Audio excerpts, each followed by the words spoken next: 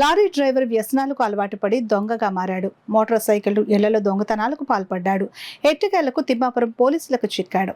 Kakinada rural CI Chaitanya కృష్ణతో కలిసి Thimmapuram SHO శిక్షణ ఏఎస్పీ సుస్మిత మీడియా సమావేశం ఏర్పాటు చేసి వివరాలు వెల్లడించారు. పిఠాపురం నియోజకవర్గం ఉప్పాడుకు చెందిన బొండపల్లి యేసుకుమార్ లారీ డ్రైవర్గా పనిచేసేవాడు. గత కొంతకాలంగా వ్యసనాలకు అలవాటు పడి వరుస దొంగతనాలు చేయడం ప్రారంభించారని అన్నారు. జిల్లా ఎస్పీకి వచ్చిన సమాచారం ప్రకారం తిమ్మాపురం పోలీస్ స్టేషన్ పరిధిలోని వై జంక్షన్లో వాహనాల తనిఖీలో భాగంగా యేసుకుమార్ను అదుపులోకి తీసుకుని విచారించగా కాకినాడ, పెద్దాపురం, తుని, భీమవరం, అమలాపురాల్లోని పలు పోలీస్ స్టేషన్ల పరిధిలో 18 మోటార్ సైకిళ్లు దొంగతనం చేసినట్లు తెలిసిందని అన్నారు. బొంబూరు పోలీస్ స్టేషన్ పరిధిలో దివాన్ చెరువులో దొంగతనం కేసులో 2 బంగారు ఉంగరాలు, ఒక చైను, సుమారు 6 లక్షల విలువైన వస్తువులు స్వాధీనం చేసుకోవడం జరిగిందని ఆమె వివరించారు. దొంగను అరెస్టు చేసిన ఎస్ఐలు రవీంద్రబాబు, మూర్తి, సిబ్బంది నరసింహరావు, శేఖర్, బంగారాజు, శివ, నారాయణరావులను ఆమె ప్రత్యేకంగా అభినందించారు. ప్రాపర్గా ఒక ఇంటి దగ్గర పెట్టడం, లేకపోతే ఒక ప్రదేశంలో పార్కింగ్ ఎక్కడైనా పెట్టి జనసంచారం ఉన్న ప్లేస్లో పెట్టినట్టయితే అవ్వదు.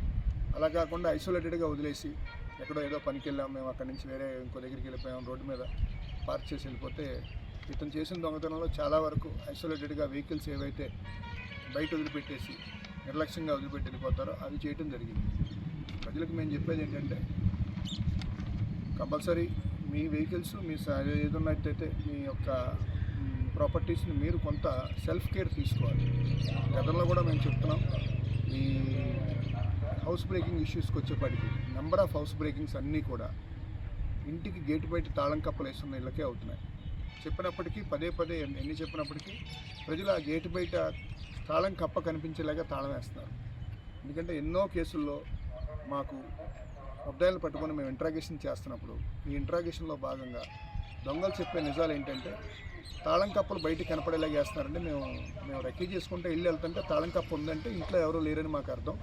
మేము దాని ద్వారా ఇంటిని ఎవరో లేరని ఉద్దేశంతో నెక్స్ట్ మేము దోపిడీ చేస్తున్నామని చెప్తున్నాం. దయచేసి ప్రజలకు మీడియా ముఖంగా మేము చెప్పేది ఏంటంటే తాళం కప్పలు కనిపించే విధంగా దయచేసి బయటకు వేయొద్దు మీరు ఇల్లు వదిలి వెళ్ళిపోయేటప్పుడు.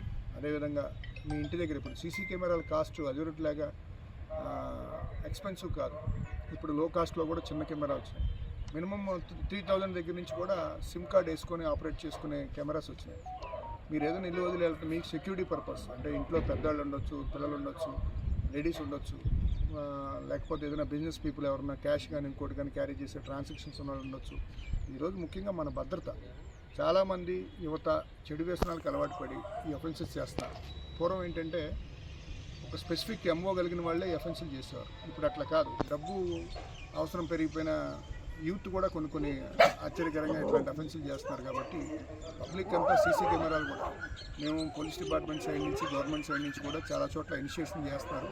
అయినప్పటికీ మీరు కూడా సెల్ఫ్ కేర్ తీసుకుని కాలనీస్లోను, ఐసోలేటెడ్గా ఉన్న హౌసెస్లోను మీ